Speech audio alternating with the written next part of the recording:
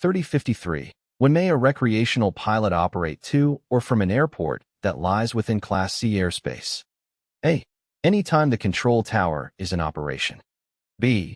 When the ceiling is at least 1,000 feet and the surface visibility is at least 2 miles. C. After receiving training and a logbook endorsement from an authorized instructor.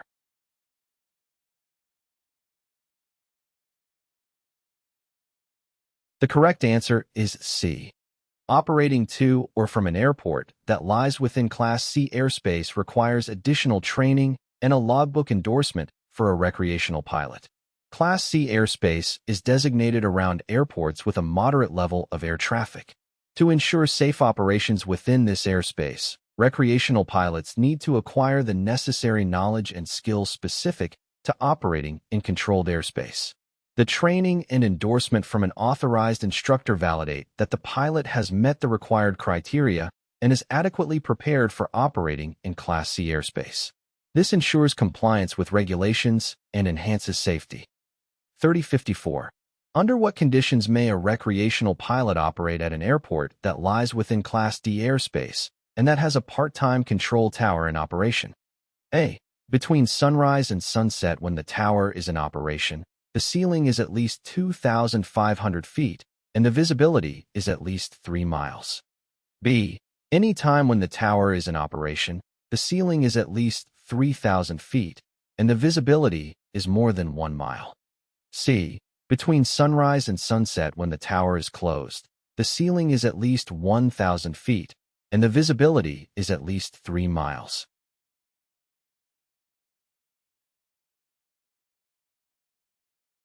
The correct answer is C.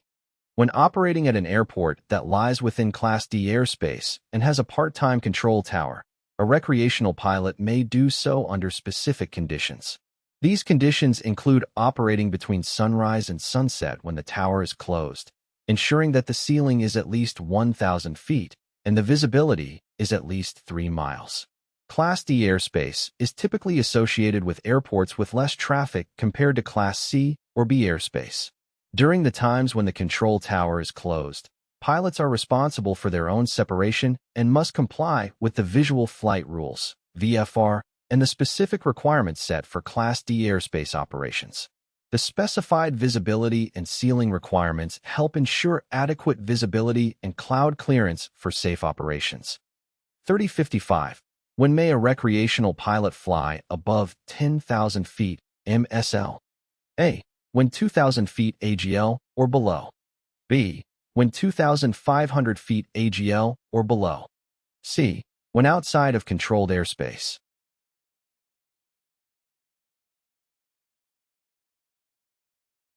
The correct answer is A. As a recreational pilot, there are certain limitations on the altitude at which you can fly.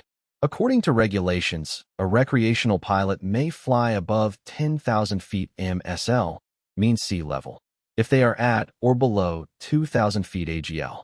This means that the altitude is measured with reference to the ground level, and the pilot must ensure they maintain a vertical distance of 2,000 feet or less from the surface of the ground. It's important to note that this limitation applies when operating outside of controlled airspace. Controlled airspace, such as Class B, C, D, or E airspace, may have additional restrictions on altitude for recreational pilots. Therefore, it's essential to be familiar with the specific airspace regulations and altitude limitations for the area in which you are flying. 3056. During daytime, what is the minimum flight or surface visibility required for recreational pilots in Class G airspace below 10,000 feet MSL? A. 1 mile. B. 3 miles. C. 5 miles.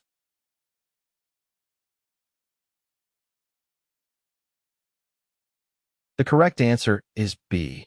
For recreational pilots operating in Class G airspace below 10,000 feet MSL, mean sea level, the minimum flight or surface visibility required during daytime is 3 miles. This means that the pilot must have a horizontal visibility of at least 3 miles in order to operate in this airspace.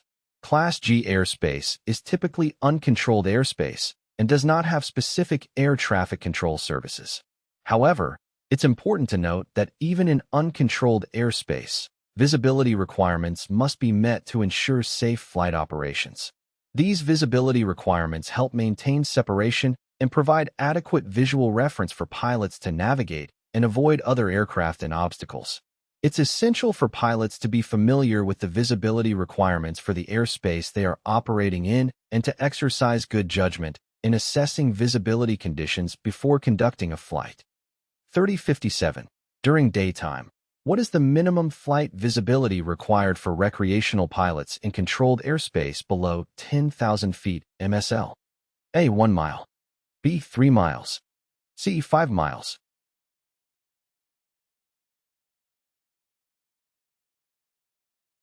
The correct answer is B. For recreational pilots operating in controlled airspace below 10,000 feet MSL, mean sea level, during daytime, the minimum flight visibility required is 3 miles.